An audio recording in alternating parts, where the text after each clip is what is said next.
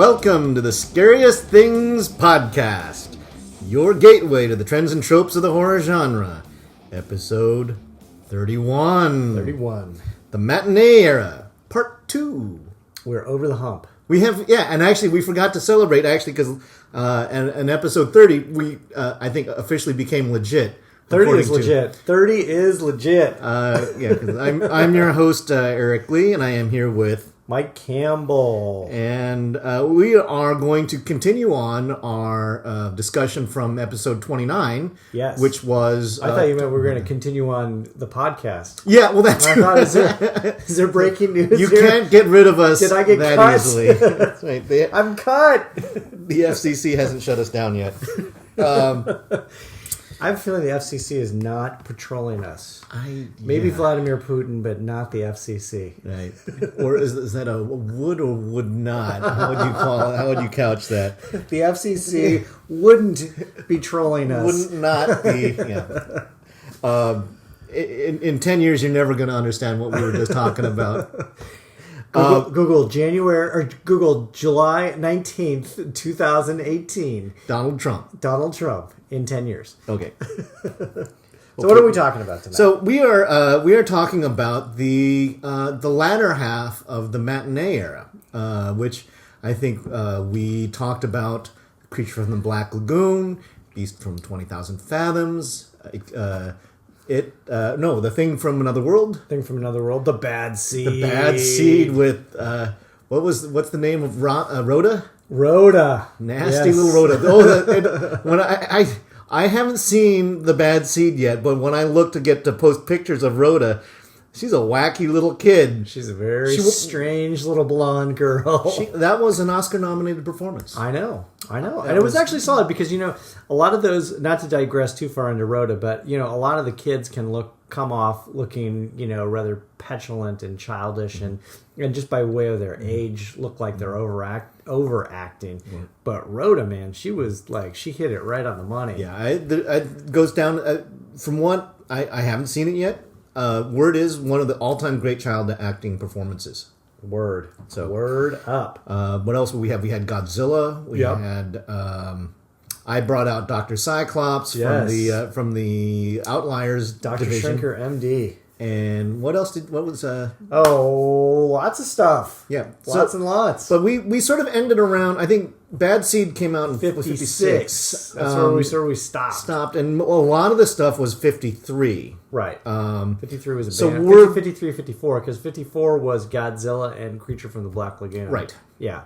But 56 is kind of the break point when things started to get big, Leviathan-ish and Behemoth-ish. Yeah, and I think the part of the fun, but that's 50s not was all fun. of the Matinee Era has to offer. And this is sort of the difficulty with when you talk about movies of an era, because thematically the Matinee Era it continues on past 1960. Oh yeah, because when you think about what are the defining traits of the matinee, it's as Mike was mentioning, giant beasties, usually radiation, atomic scare, aliens from outer space, usually scientists who are sort of passive observers, or that they're your exposition. They explain to the audience why this whole thing is so bizarre, and there's passive observers, or they're maniacal manipulators. They are actually taking Mother Nature and distorting it into their own devices. Right. As opposed to there's both. There were not typically a lot of noir the 1940s not in the horror vein. No, there's there's some murderous films, but mostly stuck to a crime beat.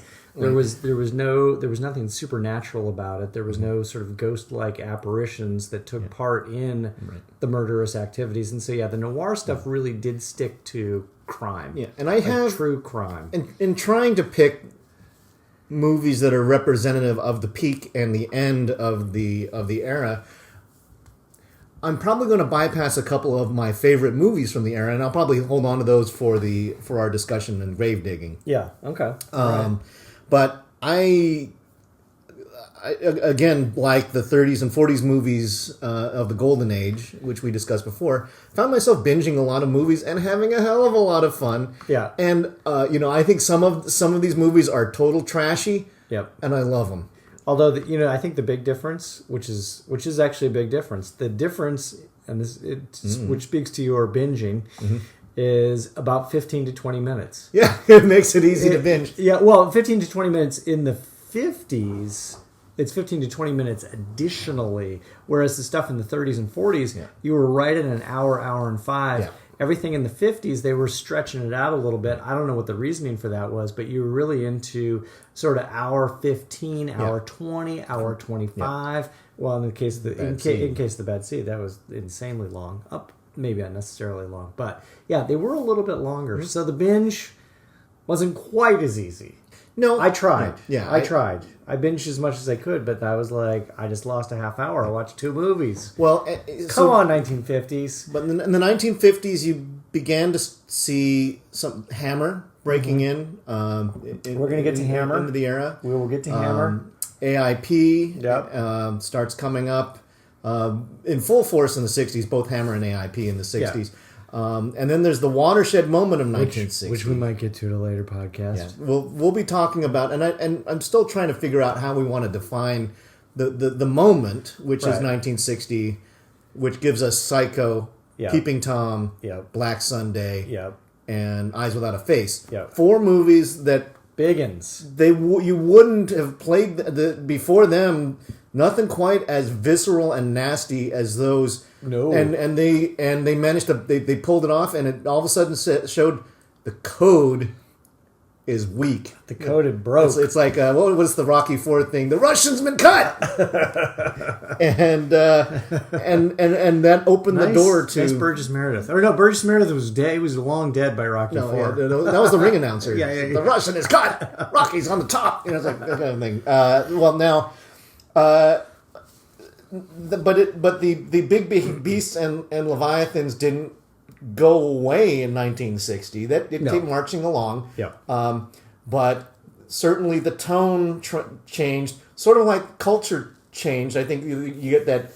Like if you look at the Beatles, for example, the lovable mop tops of the early 60s, and then they changed. Right. Horror movies were almost changing step for step with the musical culture of the time where it went. I think there was 2 reasons for that. One, I think we were far enough away at that point. We were far enough away from the travesties and tragedies of World War II. Mm-hmm. So I think you could reintroduce the supernatural, the fantastical, the ghosts, and you could get away from the beast, which were sort of this larger allegory for the Red Scare and the sort of the fear of not just the Red Scare, but the new technologies of the atom and the fact that people had been seeing flying saucers. Right. So I think there was that, and I think the other thing too is you started to see.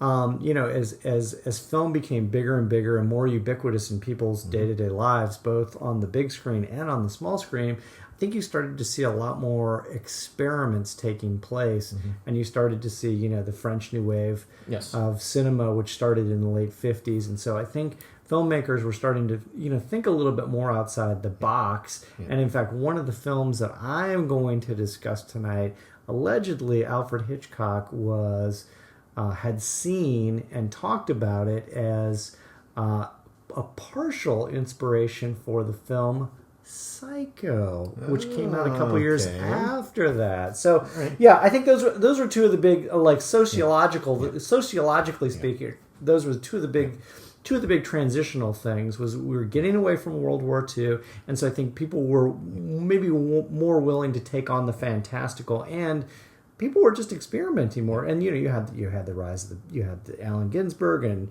Jack Kerouac and the rise of the beats, and people weren't necessarily marching to the beat of the same old drummer that they had been in the 1940s. Well, or even the early 1950s. You mentioned the French New Wave, but all of Europe got their cinema engines running again in this at the end of the 50s. Right. The Italians, Oh yeah. particularly in horror. Yep. Although you had Fellini. Yep.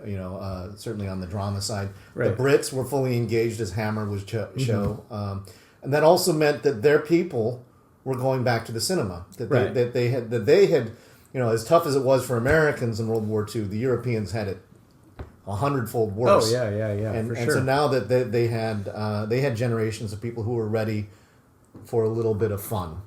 So were there any films that you saw that you thought, oh man, this is a really great film and it's really fun and it's a matinee film, but it doesn't quite meet the horror standard?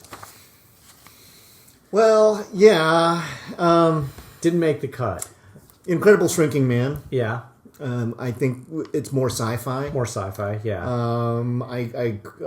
That was also what I kind of one of my other big takeaways is that a lot of these films you start to go, well okay, I can see there's definitely a Twilight Zone influence here, where it's like they took a really cool Twilight Zone. In fact, I'm going to talk about one of them where they took a really cool Twilight Zone story and just stretched it out an hour and 20 minutes. Yeah, because again, and you're because like, for whatever reason Hollywood felt that that's what the theater runs were going to be, and maybe it's because that's also what they believed was the ideal time for bang for the buck, how much they could charge right. An audience, and how long an audience would be willing to sit for, and how quickly can you turn over the hall. Right. I mean, that's still the case today. I mean, you still have to. Yeah. You can't do a 3-hour movie unless it's an art house thing or you're Peter Jackson. Right.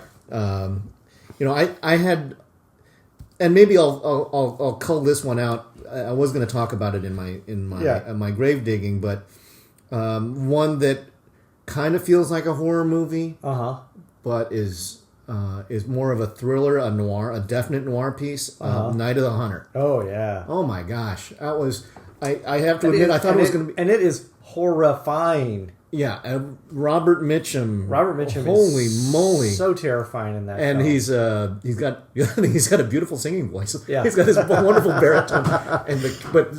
That's a murder thriller kind of. It's Tom Sawyer meets Jack the Ripper. Right. And you know what's so great about that film too is it's all shot on a single soundstage. And you can tell it's shot on a single soundstage, and it's that weird mix of sort of reality and fiction kind of run together, where you're watching it going, boy, there's something really off-putting about the fact that these soundstage backdrops are so fake. Yeah. Because they look super fake. Yeah. Well, but it's super terrifying. It is. I think it's fairy tale like. Dark fairy tale. It's Hansel and Gretel to some degree. Yeah. And because for those of you who love and hate and see Cain and Abel wrestling in the form of a finger wrestling match with himself. Well, and it obviously went on to inspire Spike Lee. So do the right thing. Do the right thing. Yeah, that was love and hate. That was awesome. Yeah, but I couldn't qualify. I mean, it's a thriller, almost a horror movie. I wanted to include it but it doesn't really fit the matinee genre. It was perfect for the 1940s if it wasn't so violent. Right. It is kind of one of those, like we've talked about a number of these different standalone type films that really are sort of these islands unto themselves in these. I would put Night of the Hunter in that kind of like, it's not a horror, it's not crime, it's not a thriller, it's not a this, it's not a it is unto itself. We're going to have to go back to the horror or not discussion again at some point, because as we start uncovering things with the how adjacent or completely immersed in horror are these things, and Night of the Hunter it dabbles in it. Yeah.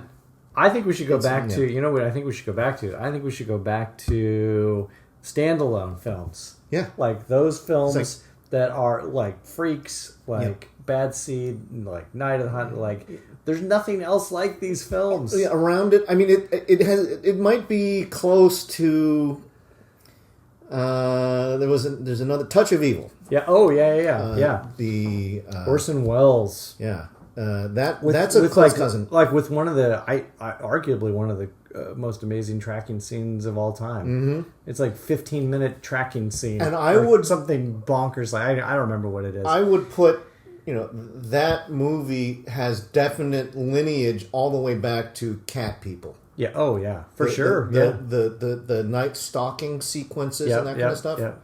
Very much in keeping with that. But nothing supernatural. But about we were it. straying away from the concept here that this is the Matinee era, Right. and not necessarily talking about the 50s as a whole. Right. Because Matinee really built horror. It did. Yeah. It really. I think if you were going to argue about any specific era genre, it wasn't the 1940s. It definitely wasn't the 1930s. It wasn't the 20s. It wasn't the teens. I don't think it was really even the 60s. I think it was like the 1950s. That is the foundation of your horror home, your haunted house. I have a hard time saying that the early 1930s. I mean, it had a lot of stuff, but I think this is where you got the greatest diversity of stuff. True, and I think it also the 1930s was more like the plumbing. This was the foundation. Okay, as an architect, I can appreciate that. So, anyways, we've been Let's going get to on. it. Mike, Get to it. First and foremost. Okay, I'm gonna go right to the top. I'm gonna get right into the definition of the matinee. Hit me. Fear of the atomic bomb, fear of the unknown, fear of the giant behemoths and leviathans. Okay. I am starting with 1957's The Black Scorpion. I dare you to look up the Black Scorpion poster because It's so funny. It is the most unscary poster. Doesn't look like a scorpion at all. No, it doesn't. It kind of looks. I don't know. It looks like kind of a really cute bug who It's got a smile. who maybe has a hangover. I don't know. As opposed to Tarantula, whose cover looks like a gigantic tarantula. Yeah, it does. Yeah, the black scorpion is not a scary poster. So basically, the story, as with all these stories, it has sort of an atomic element to it. Although in this case, you just swap out the atomic bomb for the volcano, another very powerful force. An earthquake strikes Mexico, resulting in the birth of this new and massive volcano. Geologists Dr. Hank Scott and Dr. Arturo Ramos are dispatched to figure out what's going on with the volcano. And does it look like they filmed it out in the Mojave? No, it actually is filmed in Mexico, which is really kind of okay. it's really kind of. I think some of it's filmed in Mexico, some of it might be filmed elsewhere in the Southwest. I didn't look into that. The interesting thing is that all the people in the local community near the volcano think that the volcano brings on disappearance of livestock, strange noises at night, destruction of homes, etc., and all the local people think it's a demon bull because apparently that's in Mexico. That's a real thing. Different. We should note different and distinct from the chupacabra. I was going to say a toro cabra. This is the toro cabra. The toro cabra, which I think would make a great film. As I was watching The Black Scorpion and they started talking about the demon bull pestering the people of Delgado, I thought, man, that's its own movie. Demon bull. We've had a demon pig. We've had Razorback. We've had demon pig. But I don't know. We've had a demon bull. We've had the crazy we've had Black Phillip, the crazy goat. Yeah, demon bull, man. That is ripe. Hollywood, listen up. Demon bull. Get on it. And in fact, I think we've had demon sheep. Yes. Before Black Sheep. Folks. Exactly. A fairly recent movie. A lot of fun. I digress. Black Scorpion. So the volcano erupts again as they're doing their investigation, and the true culprits behind all of the malevolence, the destroyed homes, the dead livestock are giant prehistoric scorpions. The cool thing about Black Scorpion is that Willis O'Brien, creator of stop motion effects for the original King Kong, was apparently he was the effects supervisor. Granted, he wasn't dealing with the same kind of cash he was dealing with on King Kong. It was like almost 20 years later. Allegedly, Willis O'Brien, I don't know if he was getting on in age, and this was like towards the end of his career, but allegedly he brought forth a lot of the same models he used in King Kong, like the giant tentacled worm. Remember when I was telling you that they had a scene that they had to cut out from King Kong because they said it was too nasty. Yeah. Where it was like a bunch of scorpions and spider monsters that would eat the men who fell into the pit. Maybe they used some of that stuff. I think it's It's allegedly it is the Lost Spider Pit sequence from King Kong. They carried some of that forward. Sweet. Although apparently a lot of the Willis O'Brien biographers dispute this fact. Anyway, it's a great film. It ends with they decide to round up scorpions and lead them into the local soccer stadium where tanks await them and mayhem erupts. But the whole thing ends in the soccer stadium. It's a really, really fun film. They did recycle a lot of the same crap from a lot of this, because there's a lot of that music was recycled, a lot of the animal noises, that not the Eeyore. But a lot of that stuff was all recycled, and definitely was the case in Black Scorpion. Super fun movie. Not as good as them. Yeah. I wouldn't even put it as maybe the top Behemoth Leviathan film, but it is a really really good one. Tarantula, I think is solid. Although I like Black Scorpion a little bit better. Well, so I go them, Black Scorpion, Tarantula. I had them on my list, and I bumped it for some other things because I've talked about them before. Yeah. But I think them is the creme de la creme. It is the best of the big bug movies. Oh yeah, for sure. I think Joan Weldon is fantastic as the scientist. The downside is James Arness is actually more convincing as a flaming carrot in the Thing from Another World than he is as an FBI man. But there's the fellow who plays officer the police officer Officer Krupke. James Whitmore. Yes. He shows up. He had a long career in horror movies. He was the professor in The Relic. He was also maybe not less so horror, but he was in a Stephen King movie. He was in Shawshank Redemption. Okay, he was the old fellow who hung himself. Yeah. Oh, right. But he is fantastic as Officer Ben Peterson. Okay. In them. Yeah. Because he's sympathetic. Right. It's a great script, great look. I'm not going to go on at great length about them because we've talked about it before, and I think there's some other more silly ones that I'd like to touch upon. Get to number 4 on your fearsome foursome list. Well, when you're talking about behemoths and fear of the atom or fear of aliens, and fear of... AKA Russians and the Chinese. And fear of women. Yeah. Ooh. This is Attack of the 50-Foot Woman. Yes. This is totally dumb, and it is so much fun. Did you watch it again? Yes. All right. And... although I kind of forgot that I was expecting the Attack of the 50-Foot Woman was going to be Yvette Vickers, who looks more like what the poster shows. Right. The poster is super famous. You guys have all seen it. Oh, yeah. Where she's standing astride she's like a 500-foot woman on the poster because she's picking up cars and she's looming over a freeway system. Right.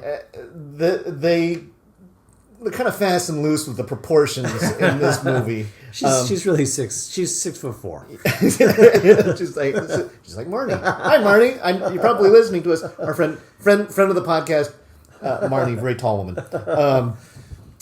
The actress Allison Hayes plays Nancy Archer, a wealthy heiress who happens to have the hope, like something akin to the Hope Diamond, right? She has an extraordinarily valuable diamond, and she married a man who married her for her money, and he and his floozy girlfriend, who is Yvette Vickers, they are scheming to try and get her out of the picture and get her thrown into a nut house because she claims she's seen a flying saucer. Right.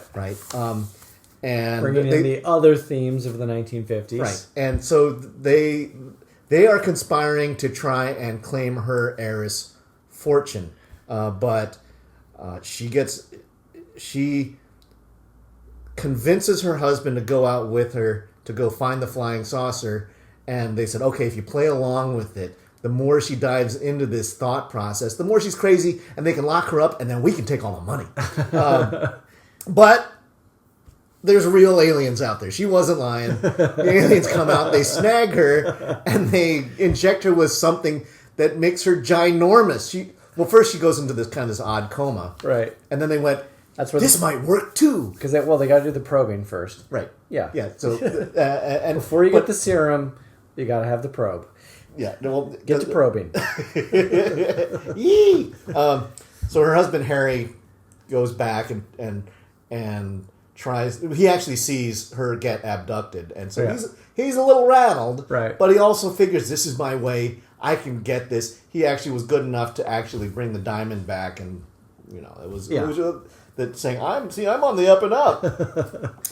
Good for you, Harry. Good job. But she eventually grows to ginormous size, and how big do you think, proportionality wise? What do you think? What do you think she tops out at? I think looking at she towers over when she comes to go get her revenge on her ne'er-do-well husband. She's taller than a 2-story building. Okay. So 50-foot woman is about accurate. Okay. She tears the lid off the local dance club. So it wasn't just hype. No, they were trying to be somewhat accurate. Right, and the effects very hit or miss. Right, and in some cases it's like she gets to play Godzilla, where she gets to go Harry and starts tearing this model building apart.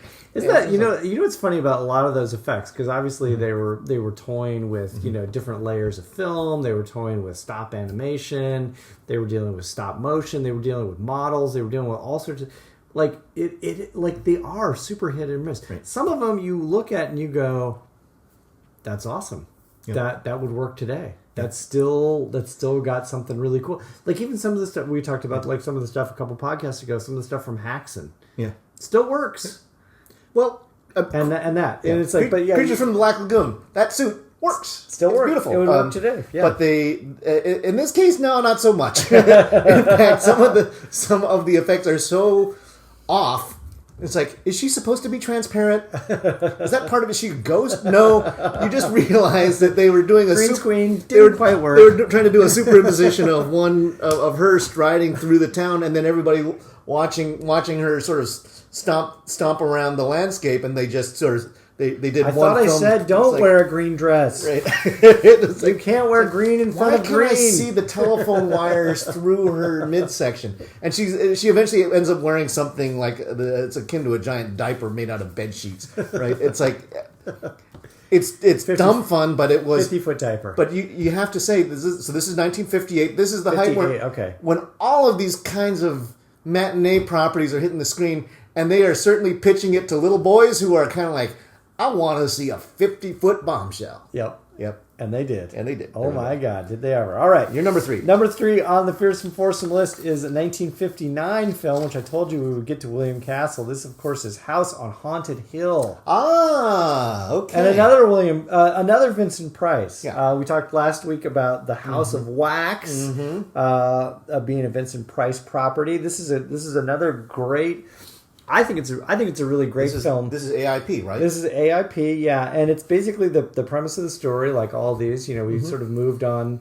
We've moved on sociologically from this, but basically, it is whoever stays in the house for a night will earn $10,000. And these two people, Frederick Lauren, played by Vincent Price, and his wife Annabelle, bring together, he's this eccentric millionaire. They bring together all these people together who are desperate for money.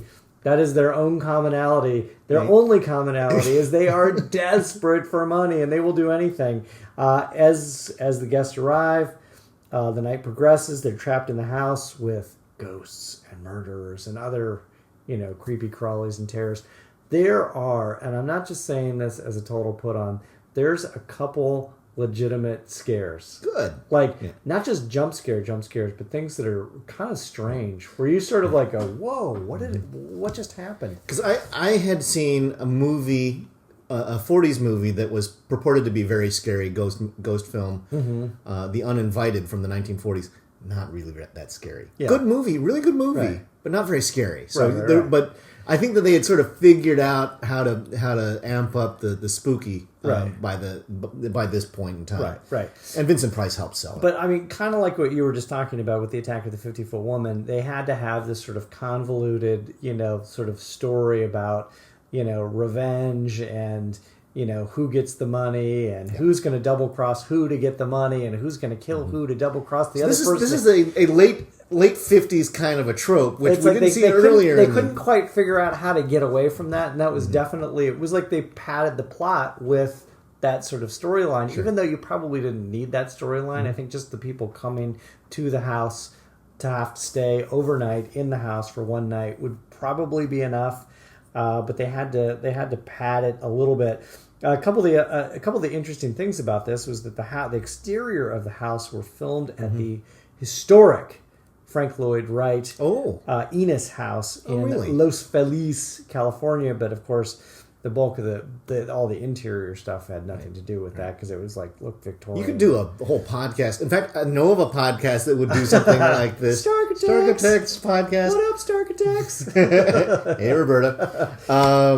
So it was kind of interesting because they do show it a couple times. They show it like when they're coming in. I think there's a point at which they leave at some point. So they do show it a couple times. They show the exterior, and it's really cool. And I remember when I was first watching it before I researched much of it at all. I was like, "Whoa, what is that place? That is really cool. That's something else." The other thing that's really I thought was really cool is that apparently during they used this super great promotional device in the theater called Emergo.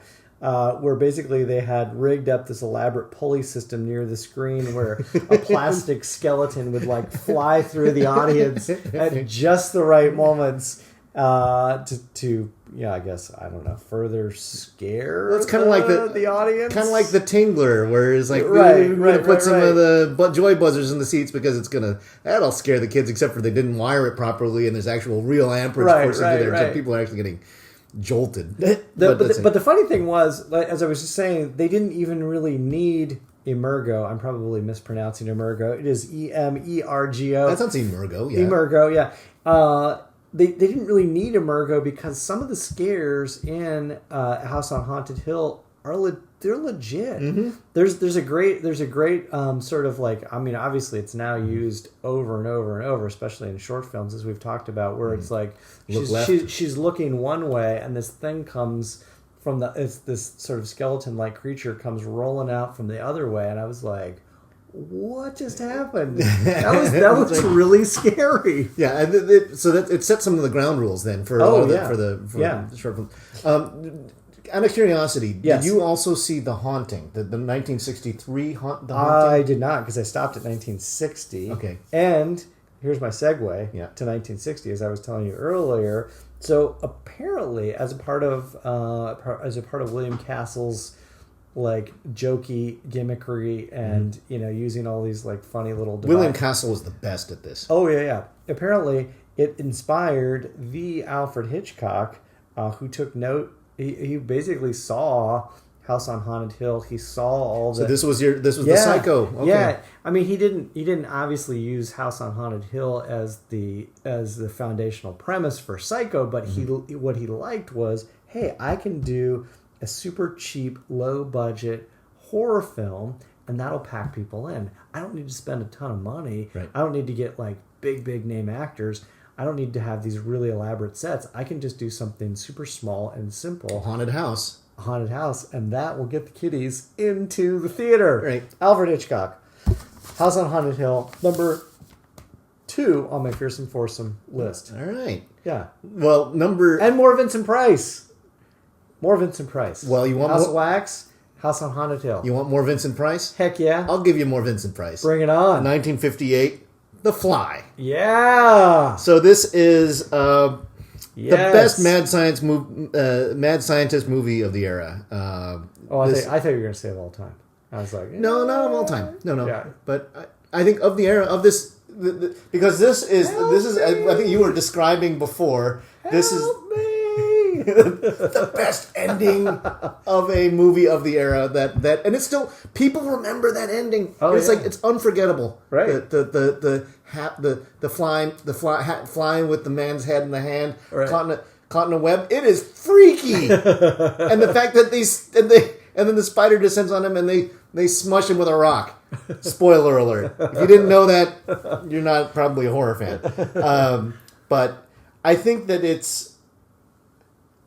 is in the production level. This is a Warner. I'm sorry, 20th Century Fox film, so it had a good budget to it. And what year were we talking about again? This is 58. 58, right. So Price steps away from AIP or hasn't gotten fully invested in it. They allowed him to dabble in other things. Yep. But he's not actually the mad scientist himself. The mad scientist is David Hedison, who is wonderful as the mad scientist. And I think that the neat thing is that they don't do the trope that afflicts a lot of films of this era, which is you have the scientist there to do expository explanations of this is how this thing works. He doesn't do it by telling you; he shows you how his contraption works. You don't have to understand why it's like.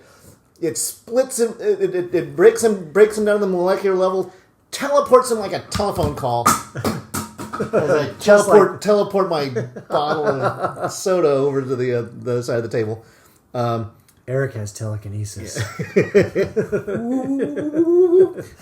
But there's some fabulous moments, like when he loses the cat. Yeah, it's like whatever the cat. And you hear this. Oh, poor kitty. And then it's like, and then they actually literally teleport a guinea pig from one part to the other. It's like, and then of course everybody knows the story. Yeah, he in a desire to prove that this thing's that he's going to make it rich doing this.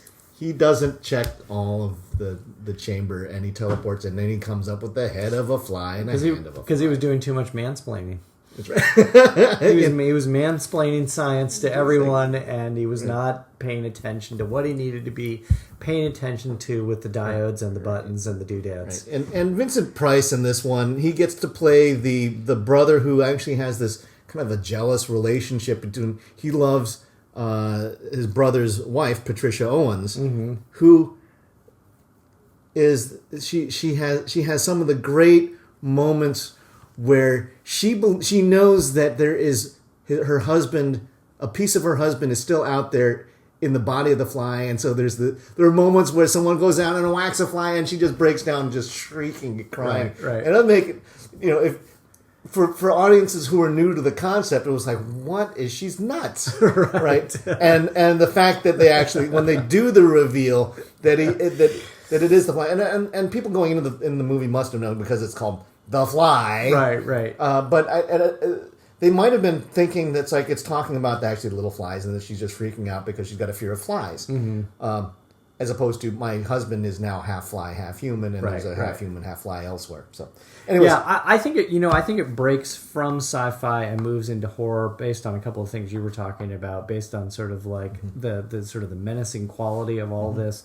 The experiment's gone not just wrong, but horribly wrong with real consequences that do kind of take on a supernatural kind of quality.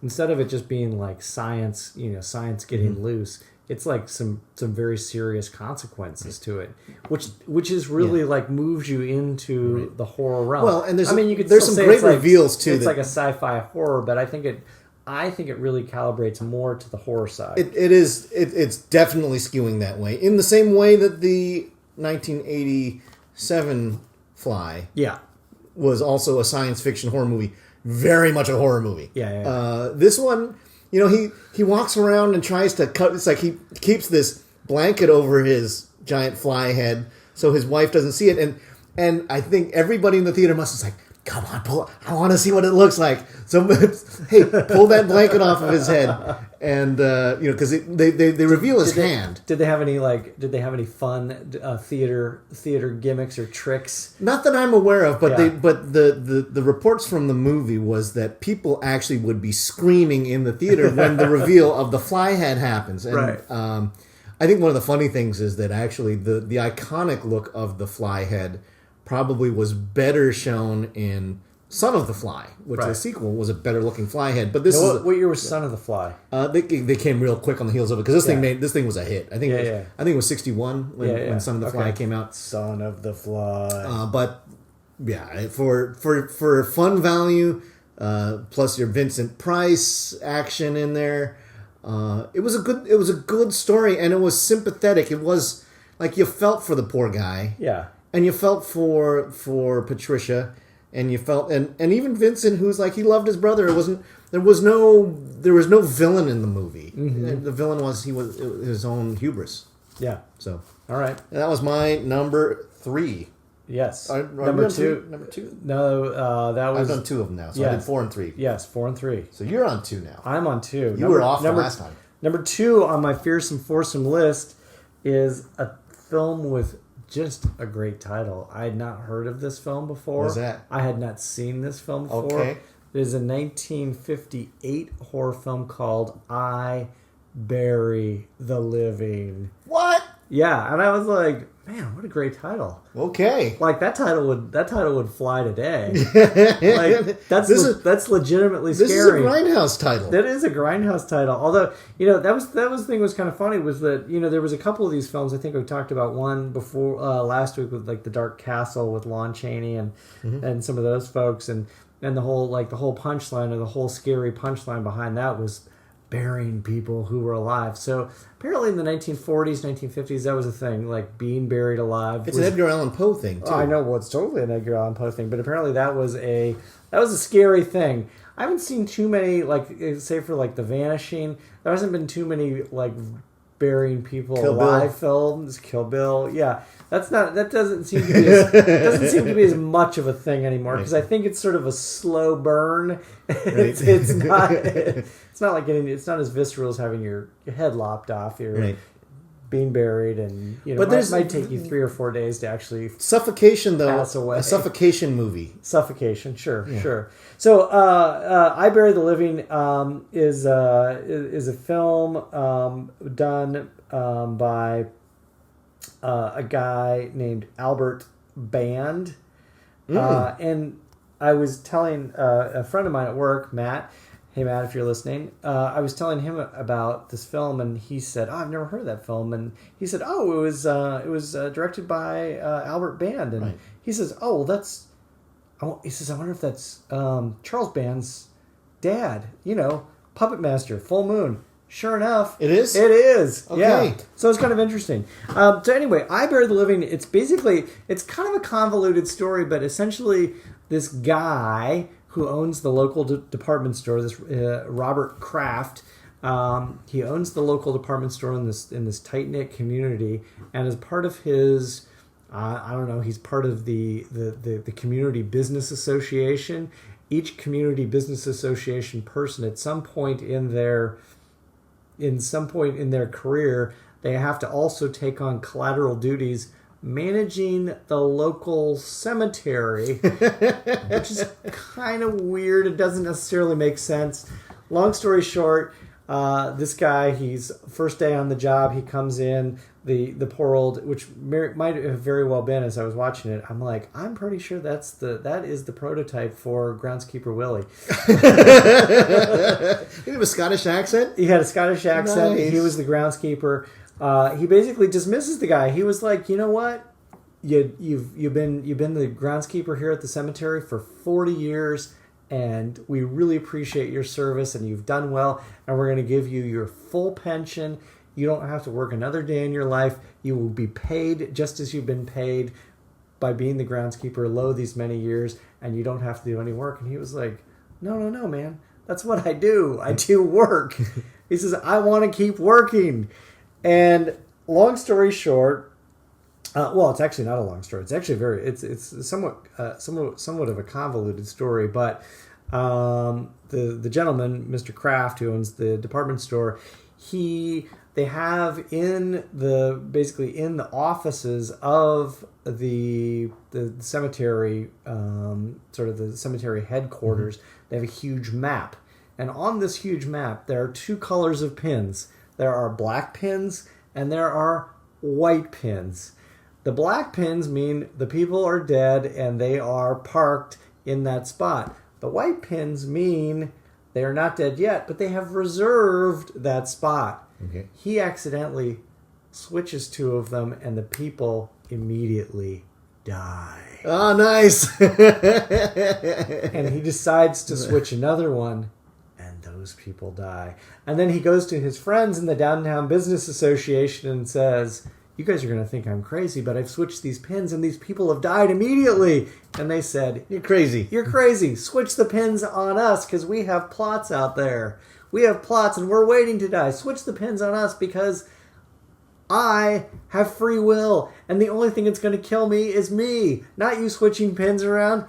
He switches the pins and they all die. Long story short, that is a twisty story. It is a twisty story. I don't want to ruin the story in total, but that the groundskeeper Willie does play a fundamental role in the film, even though he's been dismissed and told he doesn't need to work any longer. He ultimately ends up being maybe the person, and I don't want to ruin the story.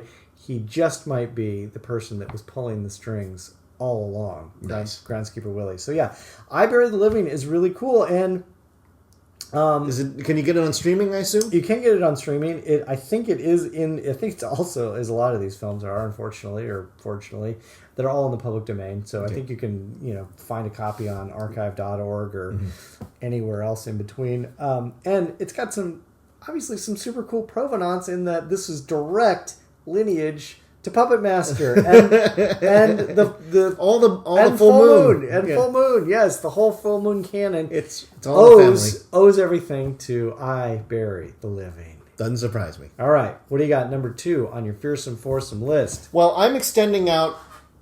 This is the getting beyond the 60s to say the Matinee Era still survives on. Interesting. 1963 movie.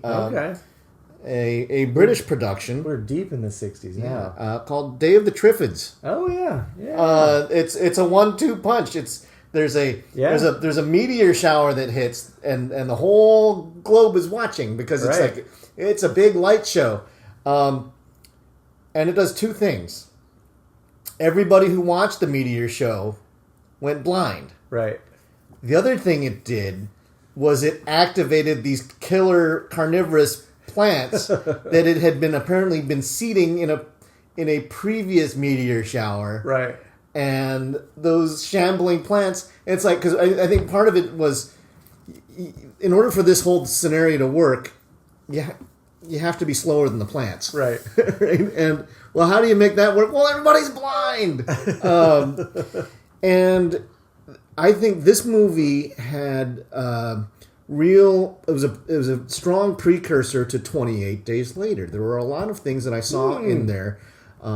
Interesting. That there was a moment where London looks cleared out. I was going to say, and not just because it's a British film. No, British, yes. Yes. London clears out, yes. There's a sequence where shambling triffids. Yeah, the zombies in 28 Days Later moved really fast. These triffids were kind of these were. I always thought even as a kid when I first was getting introduced to scary monster movies and I saw the word triffid, I was like, that just doesn't sound very scary. Like, it's a tarantula is scary. Yeah. Triffid, I'm like, just doesn't sound scary. They have kind of a hackneyed kind of a thing where they offhandedly go, oh yeah, that's a triffid, which is an alien plant that had landed that we spotted a few years ago. It's like, and it looks kind of like an orchid, right? Right. And it's like an alien. You just offhandedly were accepting the fact that there's this invasive plant from another world that has landed on, Moral of the story: don't trust botanists. Right. Well, same kind of a thing happening with Invasion of the Body Snatchers, right? Yes. But there's no evil botanists in that film. No. But these are, and actually, I don't know that there are a lot of characters in this story. Yeah. And it's kind of an awkward weave. I don't know that they had it all really planned out. particularly well because the odd thing is that some of the protagonists never run into each other. So it was like we kind of got two storylines. We're going to work at it from two different angles, but I think the fundamentals of the matinee horror genre are there. Yeah, I had a blast with it. It's kind of dated. It feels very, very early Beatles era London. And sure. The Did you get to see the cavern? Although they were not in London, they were in the Beatles were in Liverpool. Yeah, okay, not in London. That's true. Different part of the country. I knew that. But keep going. Yeah, trivia. But I guess the other big thing that there was the protagonist stumble into a house, and the women all get attacked by soldiers who didn't go blind. Right. Which is very much like 28 Days Later, right, where our survivors stumble into a military encampment, and the soldiers, of course, go to their basest instincts and go, "Women!" So you're saying Danny Boyle is just one big cheap rip-off artist? Yes, he is Britain's Quentin Tarantino, and it is still one of my top 5 horror movies. Total rip-off artist. Okay, but isn't that great though when you can find a film like Day of the Triffids and go, wait a second, there's something that seems awfully familiar. Rip-off. So, Mike, what have you got? What's your number one? I'm going to go quick. I'm going to stick with. Well, this is closing out the decade, 1959. I really just went 1957 and 1959. I only covered 2 years. And I'm also sticking with Vincent Price. Okay. This is the 1959 film starring Vincent Price and Agnes Moorehead, who I was watching it going, House of Usher? No, I'm sitting there going, who in that? God, that woman, her voice, and she looks so distinctive, and like, where do I know? Oh, that's the grandma on Bewitched. Better known for her role on Bewitched as Andorra. Right. Okay. Sort of the evil witch, the witch of the mom, right? The annoying witch, the annoying witch. Yes. So this is a 1959 film called The Bat. Oh, really? Starring Vincent Price. It's basically it's an adaptation of a 1908 story that had been adapted many times. There was a movie version, there was a play, there was a silent movie. There was apparently the silent movie came out in 1926, I think. Anyway, so this came out in 1959 and was originally featured as a double bill, also sticking with the Hammer theme. This was a double bill with Hammer's The Mummy, which, if you're going to see a mummy movie, the Hammer's Mummy is actually pretty good, and it's way better than The Mummy. Right. This is a pretty good one, but it basically involves a woman, Agnes Moorehead, played by Cornelia Van Gorder, played by Agnes Moorehead. She's a mystery author who's renting a summer home owned by a local banker who is embezzling money from the bank, and he is eventually killed. The money disappears. The money may or may not be in the house. And then all the while, this sort of like money-changing murder mystery is happening. There's this mysterious creature person who is lurking through the neighborhood and has these giant bat-like claw talons, and then his face is completely obscured. But he still wears a very stunning, very sharp hat. And he is the Bat. And Vincent Price is the Bat? No, Vincent Price is not the Bat. Okay. And I'm not going to ruin who the Bat is, other than to say Vincent Price does play a very active role. I will say Vincent Price does get it. Okay. He buys the farm. As a lot of these films we've been talking about, like as you were talking about with Attack of the 50-Foot Woman, and as I was talking about with the last film, I Bury the Living, it was sort of like, it was kind of like in a lot of cases they were taking a Twilight Zone episode or taking a short story and they were stretching it, and they needed to pad it with something that was interesting and titillating that the public could glom onto, like, embezzlement, thievery, revenge. They had to find some other twist other than, the magical, mythical, monstrous creature. They had to have something else. And so a lot of these films, to me, that was kind of the underlying theme with a lot of the stuff, was the something else made the films, I felt like, a little convoluted. Because I think if you did The Bat as a standalone, like little, a 30-minute film as opposed to an hour and 30-minute film, I think it would play better. Yeah. Like a lot of these would play as shorts. I kind of wondered that actually something similar about with Day of the Triffids, because as I said, there was an A line and a B line story, and I kind of wondered whether one of the two of them sort of existed before the other one. They said, we need some more exposition, or we need some more action. Right. So let's have this second storyline that's happening concurrently. Right. Vincent Price is great in the film, I think the American or Turner Classic Movies site summed up The Bat very well when they said that in an era of rampaging aliens and sinister ghouls, The Bat's period piece approach was not a crowd pleaser.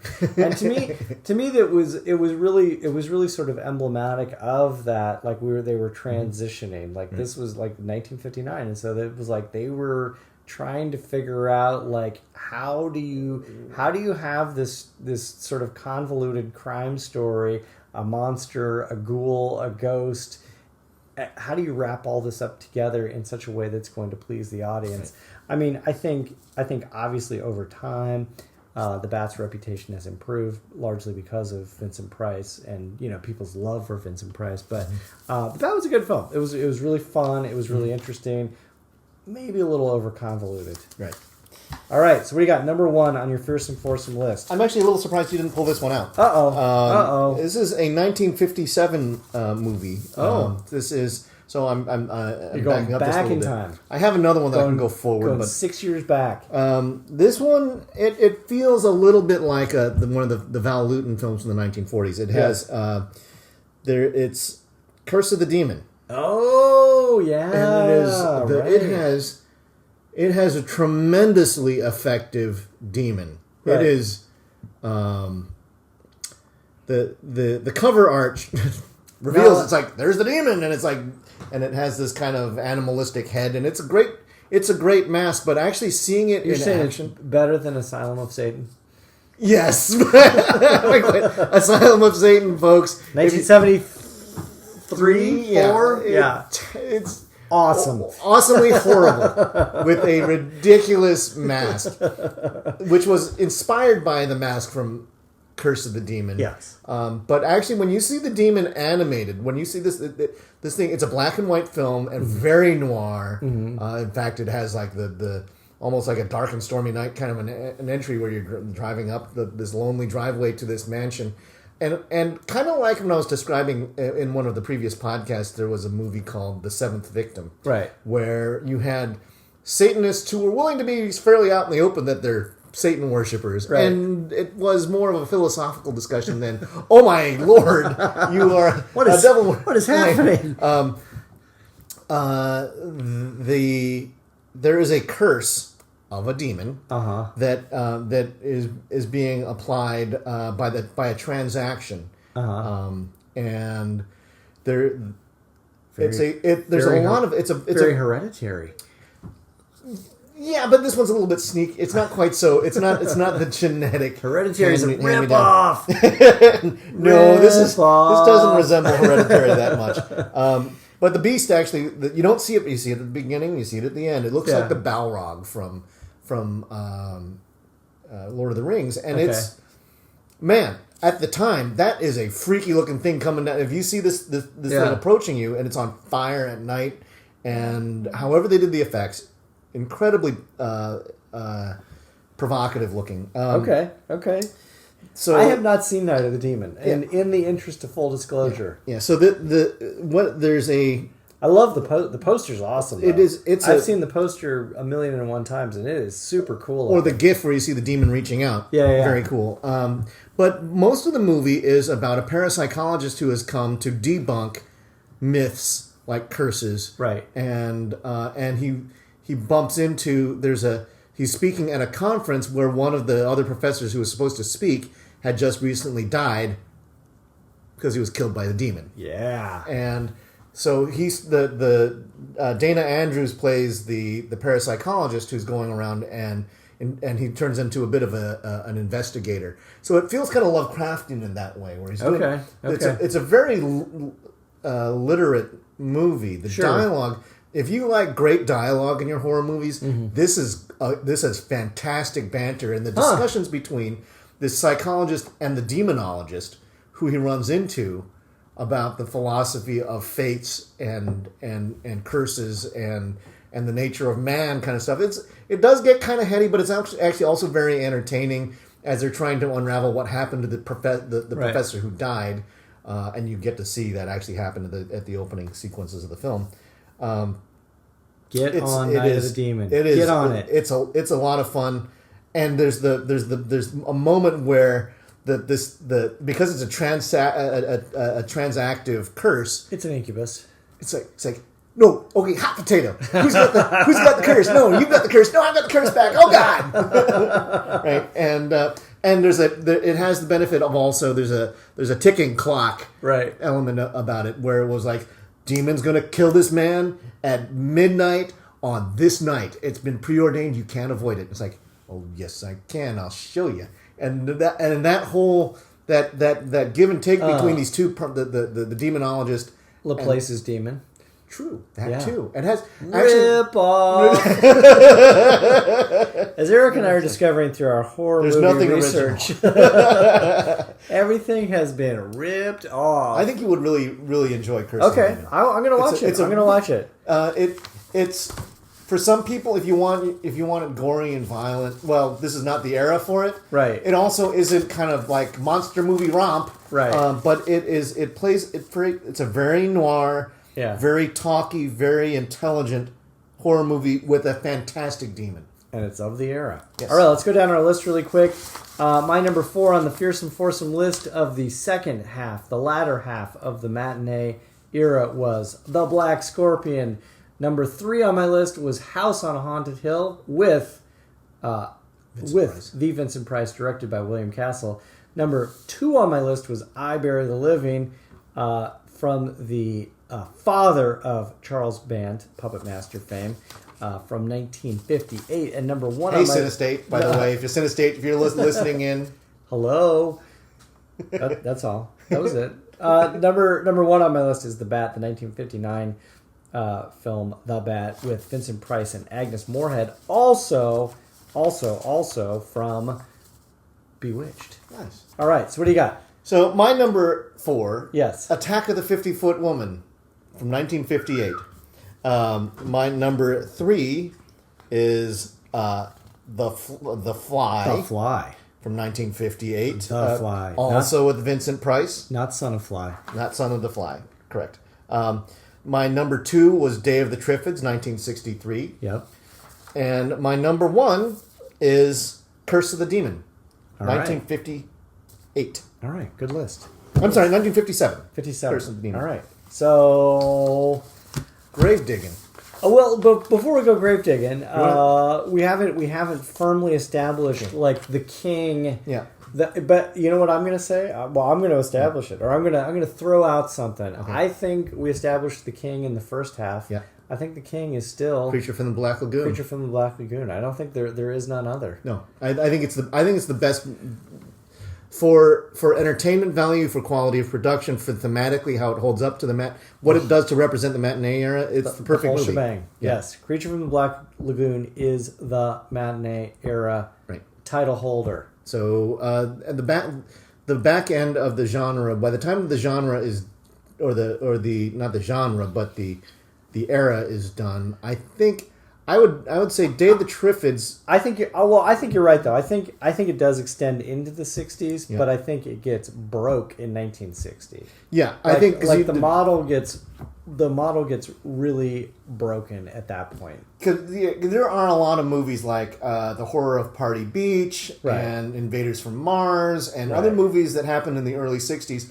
which are very emblematic of the era that aren't good, right? But I think that you start it's relegated to the cheapy. The best Vincent Price film from the 1960s, Dr. Goldfoot and the Girl Bombs. I think is that a real movie? That is a real movie. Oh my lord! So I mean, I think that I'm going to throw in some honorable mentions that we didn't get to. The Blob, 58, Invasion of the Body Snatchers. Yeah, we've talked a lot. We've talked about both of those. The 70s version and the 50s version. There was The Horror of Dracula. Yeah. 1958, Peter Cushing and Christopher Lee. Christopher Lee's first outing as Dracula. But I think we can get to some of those horror, the Hammer horror pictures as we start talking about sort of the transitional 60s era stuff. Right. Because I think that's bridging the gap. The 60s, I think, bridged the gap between what we know now as modern horror and this matinee era. And I think you started seeing some of the, again, you're talking about the structure of this, particularly things like House of Wax and The House on Haunted Hill. Mm-hmm. You can see some of those movies carrying through. And I think to some degree, even something like Curse of the Demon and Night of the Hunter, which were sort of 40s throwbacks. I think that some of the 60s directors said, I can still capitalize on that kind of noir stuff and Black Sunday. Right. Which would not qualify as matinee horror. I think it was like freaked the censors out like crazy when it hit. Right. Oh yeah. You know, the film I want to mention is a film that I couldn't find. I looked at our local video store. I looked online. I looked in the deeper, darker corners of the internet. Couldn't find it. It's a 1953 film called Dementia with Ed McMahon. The Ed McMahon. Really? That Ed McMahon. Hey-o! Where is that film? It was released. Apparently, it was made in 53. Wasn't released till 1955. Supposed to be a very freaky film. It had like elements of horror and noir and sort of like this. It was like kind of this like expressionist sort of quality. It's supposed to be really great. Can't friggin' find it anywhere. You know what I couldn't find? So if anyone's listening and you got a DVD copy, gray market or otherwise, of Dementia, send it our way. Excellent. We would love to watch it. I couldn't find, at least streaming online, I couldn't find the Deadly Mantis. Oh yeah. I know. Some of those just haven't made their way. Yeah, it's weird because they're not in the public domain. Right. They haven't pressed, like, maybe haven't even gone past VHS copies.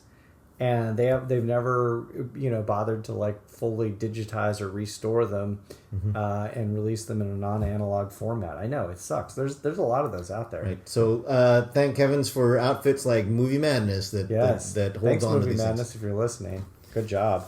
Mark, all right. What do you got for grave digging? Grave digging, I'm going to go really quick. Thanks to our friends. I don't know if we're friends. We're maybe acquaintances. I don't know. Okay. The people over at Bloody Disgusting hit me to an interesting thing that happened.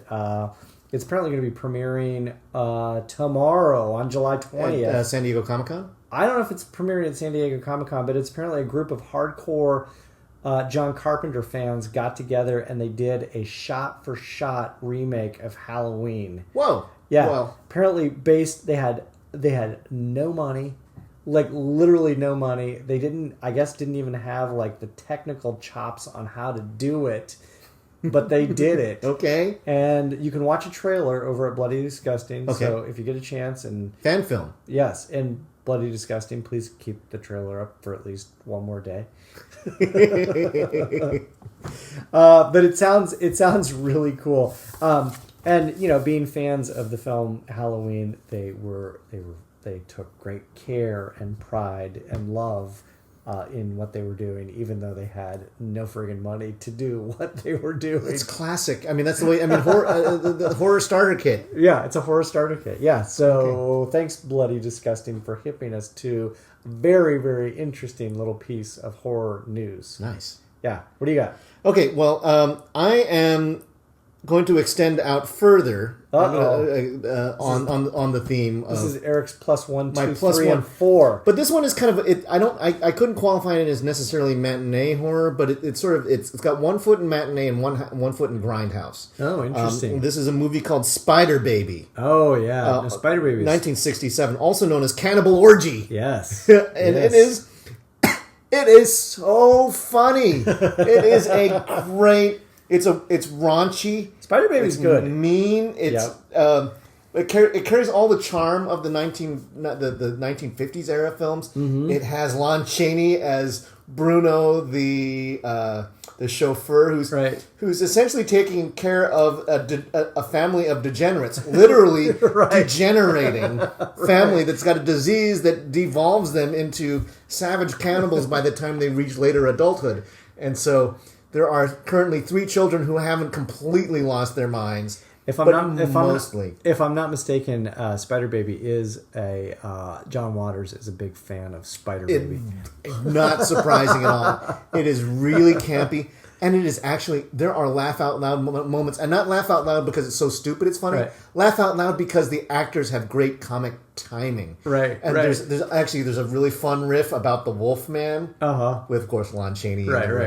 And this is prototype hillbilly horror. Yeah. Right? This is The Hills Have Eyes before the notion of radiation. They use genetic incest and depravity to generate your group of degenerate psychos that cannibalize guests who come into the neighborhood, into this house. It is total fun. It's 1967, Spider Baby, and again, nothing's new in Hollywood. And you just said the word degenerate 30 times. Yeah. Degenerate. Literally degenerating. All right. Good podcast. Excellent. I think we did a lot. We think we did a lot of damage to the 1950s over the course of 2 podcasts. Yes. Episode 29 and 31. Am I correct in that? Correct. 29 and 31. All right, take us out of here. Our tagline, closer. This is from Attack of the 50-Foot Woman. Yeah. See a female colossus, her mountainous torso, skyscraper limbs, giant desires. Hubba. Here you go, baby.